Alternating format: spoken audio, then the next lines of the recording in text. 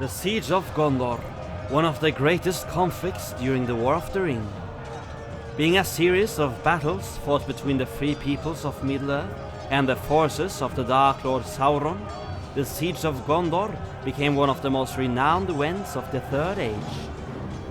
Knowing that the heir of Isildur is marching towards the city, and believing that a ring lord is soon to be revealed, the Lord of Mordor launches his war prematurely, hoping to destroy Gondor before the free peoples can be united. Will Minas Tirith withstand the power of the East? This is the Siege of Gondor, the tale of heroic deeds and the most important conflict of the War of the Ring. It's the 3019th year of the Third Age. The War of the Ring is in motion, and the Dark Lord Sauron is preparing his great invasion. For millenniums, Sauron has desired to become a god king of Middle-earth, falsely believing himself to be the ideal ruler for the benefit of all. Having amassed a great force in the land of Mordor, Sauron intends to deal the final blow to the free peoples once and for all. His enemies are not as strong as they once were, having been weakened by the Dark Lord's intrusions for millenniums. But Sauron still lacks one thing to give him strength and knowledge to beat down all resistance, break the last defenses, and cover all the lands in darkness. He lacks the One Ring. Forged in the fiery chambers of Samafnaur by the Dark Lord in the Second Age, the One Ring is laden with a great part of Sauron's native strength. The few that can bend the ring to their will can dominate, control, and order subjects, for with these malicious intentions were the ring created. This externalization of Sauron's power into the One Ring had consequences, for the artifact was now prone to destruction or ownership by other great powers. For this reason, Sauron is now filled with great fear and doubt. Indeed, he fears that one mighty among his enemies might wield the ring against him, assailing him with war, seeking to cast him down and replace him. Unbeknownst to Sauron, his enemies intend rather to destroy the ring, and so dissipate the spirit of Sauron, knowing that their military forces cannot compare to that of Mordor. Only a year has passed since Sauron was forced to launch his war prematurely, as they feared that his enemies had learned of the location of the ring. Indeed, the One Ring was discovered by his enemies first, and the Dark Lord's efforts to recover the ring has been unsuccessful. Knowing that his enemies have the ring, Sauron now carefully plans his next move. Simultaneously, the free peoples have defeated the traitor Saruman, securing a decisive victory. Among the Rohirrim is Aragorn, a leader of men and chieftain of the northern Dunedain. Being a descendant of Isildur, Aragorn has the rightful claim to the throne of Gondor, the greatest realm of men.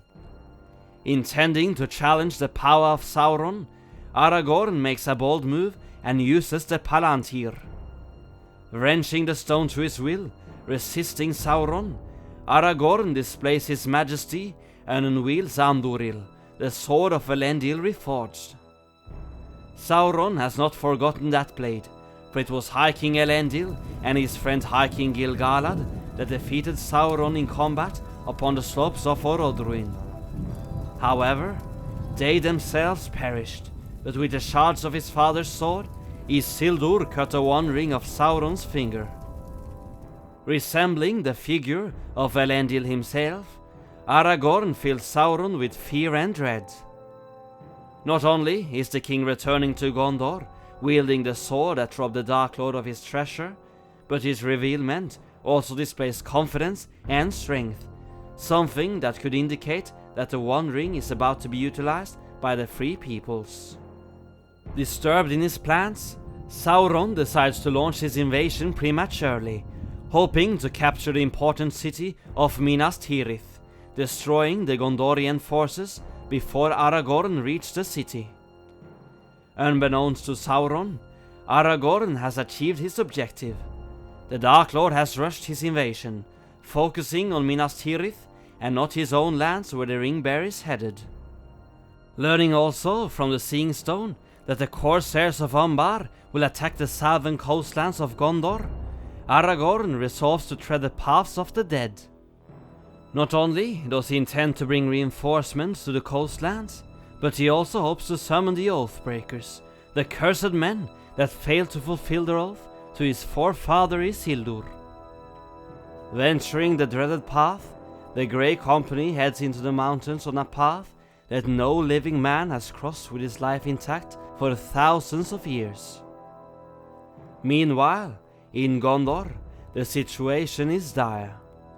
The once mighty kingdom has existed for over 3,000 years, but is severely weakened after continuous assaults from its enemies, a civil war, a great plague, and the loss of its king. And yet, even during its downfall, Gondor is the point in which the Dark Lord now aims his great thrust. Leading the Gondorians in these perilous times is Denethor II, a man of great qualities. Being far-sighted, wise, and learned in lore, Denethor has long perceived that a grand assault from the east would come during his reign. Being proud and trusting in his strength of will, Denethor has for many years used the Palantir of Minas Tirith to the benefit of Gondor. But this has come at a price, and Denethor's despair has grown in accordance with his knowledge, seeing the power of his enemies, knowing his people's precarious position. Having sent out an errand rider with the red arrow, Denethor hopes the Rohirrim to be true to their old friendship. In the meantime, the Dark Lord Sauron has let loose a great smoke to cover the lands in shadow, and his hosts are ready to march at his command. Giving the signal, the Dark Lord bursts Mount Doom into eruption. The earth shook, and Minas Morgul answered. There was a flare of livid lightnings, forks of blue flames springing up from the tower and the encircling hills into the sullen clouds. The earth groaned, and out of the city there came a cry. Out of the gate an army came, all clad in sable, dark as the night. So great an army had never issued from that way since the days of Isildur's might, and yet it was but one, and not the greatest of hosts, that Mordor now sent forth. Leading the forces of the east is the Black Captain, Sauron's most terrible servant. So great is his malice that his servants will slay themselves upon his bidding. The strength of Sauron's host is unknown, but we know that they numbered at least in the tens of thousands, and consisted of many creatures and beasts from both the east and south. From the Black Land came the Orcs of the Eye and the Pale Moon, of which many assumably were Uruk-hai, the most warrior-like breed of orcs.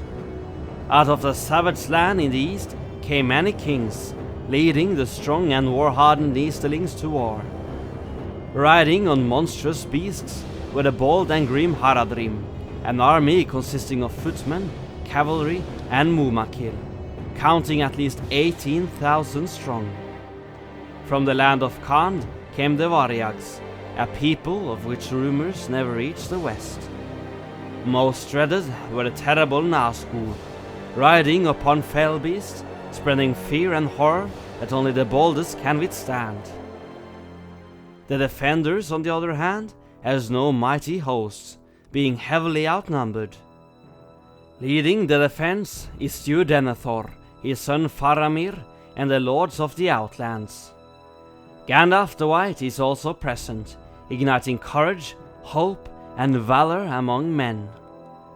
Guarding Cair Andros and West Osgiliath are Faramir's company, the ranges of Ithilien, men both bold and valiant. Minas Tirith's garrison had at least 3 companies of tower guard, men heavily armed and skilled in combat. Because of the Black Fleet, the Gondorians were forced to divide their forces between Minas Tirith, the haven of Pelargir, and the town of Linhir, drawing off many thousands from the city's defense. As a result, less than 3,000 men from the fiefdoms reinforce the city. Most notable is Prince Imrahil of Dol Amroth, who brings a company of heavily armed knights and 700 men-at-arms, tall as lords with noble blood. Whilst the Gondorians are heavily outnumbered, the defenses which they manned were of incredible strength. No enemy had yet passed through the gates of Minas Tirith during its long history. Strongest was Othram, the city wall, hard, dark and smooth, unconquerable by steel and fire, built by the Númenóreans before their craft waned. Even if the enemy managed to scale the city wall or break the strong gate, they would have to scale 7 levels to conquer the city, and each layer was defended by its own gate. The city itself was again defended by the Ramasekor, a large wall guarding the Pelennor. To attack this wall, Sauron's hosts must first win the river crossings and conquer the fortifications at Caerandros and Osgiliath. But Sauron has planned how to attack Gondor, and knowing that he heavily outnumbers his enemies, the Dark Lord plans to push forward with full strength, overwhelming the enemy to win the river crossings, attacking Osgiliath with a Morgul host, whilst another host from the north takes Caerandros. The two hosts will then breach the Ramasekor with explosives, and finally surround the city and begin the siege. Furthermore, an army will be dispatched to the north, covering the road with trenches and stakes, occupying the Rohirrim and preventing them from joining forces with the Gondorians. Reaching eastern Osgiliath, the Witch King unleashes the many floats and barges that have been built in secret, beginning the invasion. As the evil creatures swarm the Anduin, Faramir and the rangers of Ithilien let loose their arrows and inflict heavy losses upon the Morgul host. Despite the arrow fire, the enemies are too many, and they soon reach the western shore. Fighting emerges on the docks. Though outnumbered, it's not the soldiers of Morgul that defeat the Gondorians. As the Black Captain crosses ashore, men flee in terror, and few will stand and abide even the rumor of his coming. Seeing the madness that grips his men, Faramir calls in a retreat, making for the Causeway Forts while there is yet time. But his men are 10 times outnumbered, and many are lost in the retreat. Simultaneously, news reaches Minas Tirith. The Isle of Caerandros has fallen. The hosts of the east soon surround the Ramasekor and breach the wall with some foul craft, while an Isling army heads northwest to hold the Rohirrim reinforcements at bay. Pushed back from the Causeway Forts, men retreat towards the city, but Faramir is resolved to remain in the rearguard to prevent a full rout. The Morgul host swarms Anórien and clash into Faramir's retreat. The Nazgûl came stooping down on their fell beasts, causing men to throw their weapons on the ground, quailing in fear. Retreat became rout, and Faramir's men fell left and right. But Denethor had not been unprepared, and he now unleashed his sortie. All the cavalry left in Minas Tirith now charged out, led by Gandalf and Prince Imrahil. The Swan Knights of Dol Amroth charged with ferocity and crushed their enemies to dust. The Nazgûl were outmatched by the White Rider and retreated, for the chief had not yet entered the scene. The hunters became the hunted, but Denethor would not allow his men to press on, for thousands of enemies now entered the Pelennor from the many breaches. As the Gondorians returned, viewers applauded them for their courage. However, the Gondorian army were grievously reduced. A third of Faramir's men had perished, and he himself had been wounded by the Black Breath and pierced by an arrow. So far, the plans of the Black Captain had been successful, and the siege of Minas Tirith now commenced. In the meantime, Aragorn has summoned the Oathbreakers at the Stone of Erech.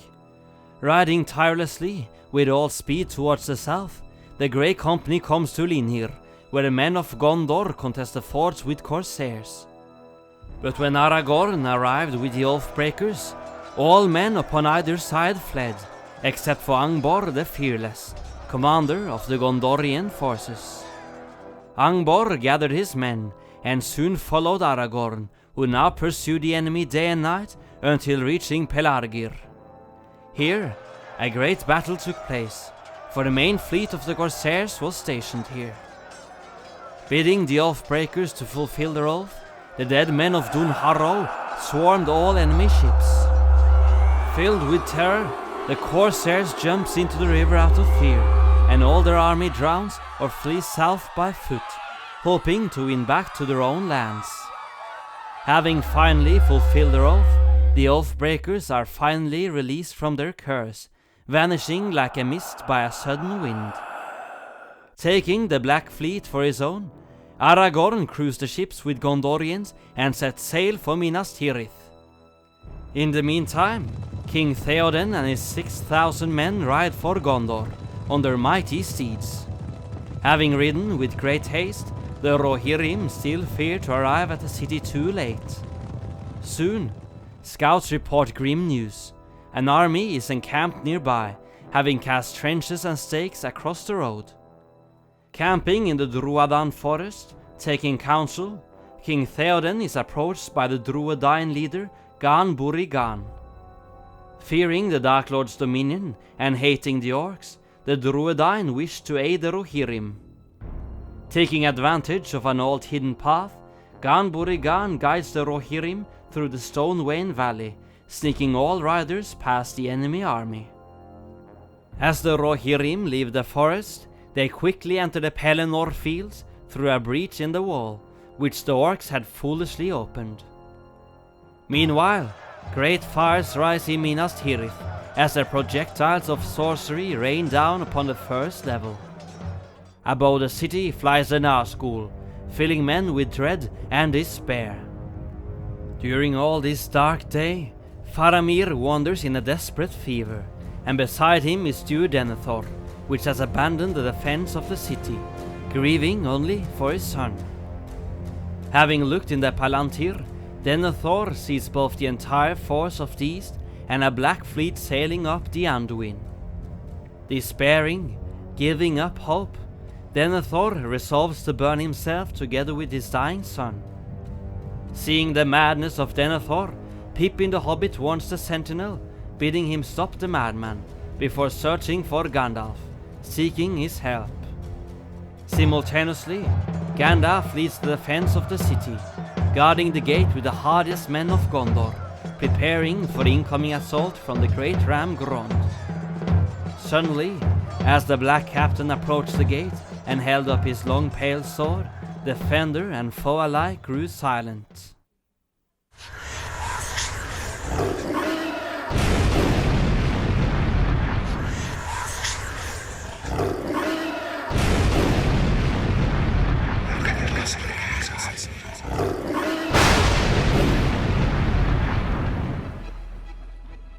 In rode the Lord of the Nazgul under the archway that no enemy had yet passed, and only one could endure his terror, the White Rider. There, waiting silent and still in the space before the gate, sat Gandalf upon Shadowfax. But at that moment, the horns of the north were heard in the mountainsides of Mount Mindolluin. The Rohirrim had come to the rescue of Gondor.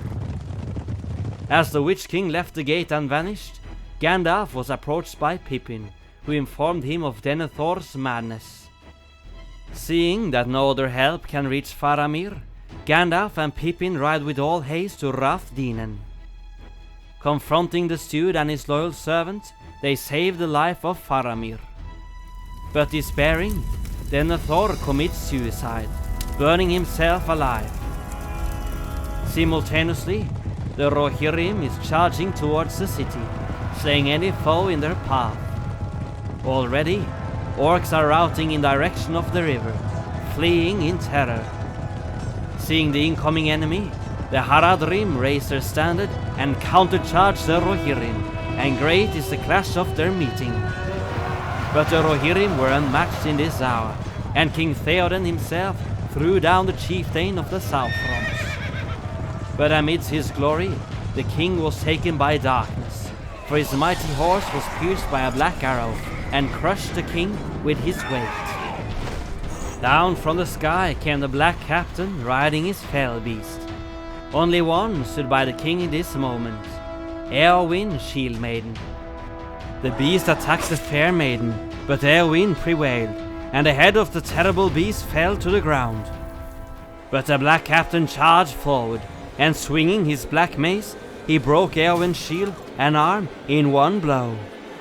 His eyes glittered, and he raised his mace to kill, but in that very moment, the Witch King fell forward with a cry, stabbed by Meriadoc the Hobbit. Then Eowyn, with her last strength, broke the Lord of Mordor, and a shrill cry faded to the wind. But the battle was far from over, and new forces of the enemy were thrown into the fray. But King Eomer, filled with fury and madness upon the seeming death of his sister, cried death and charged headlong into the ranks of the Southrons. But the enemy are too many, and the Rohirrim are cut off from Prince Imrahil's men. Hope wavered, but worse was yet to come, for a fleet of black sails was spotted, sailing towards the city. The city bells sounded a retreat, but the ringing was overshadowed by the incoming wind. Rallying his men, King Eomer prepares for a last stand, intending to fight on foot to the bitter end. But to great wonder and surprise, the standard of Elendil was displayed on the foremost ship, shining brightly in the sunlight. And out of the ship came Aragorn, wielding Andúril, the flame of the west, filling his enemies with dread and horror.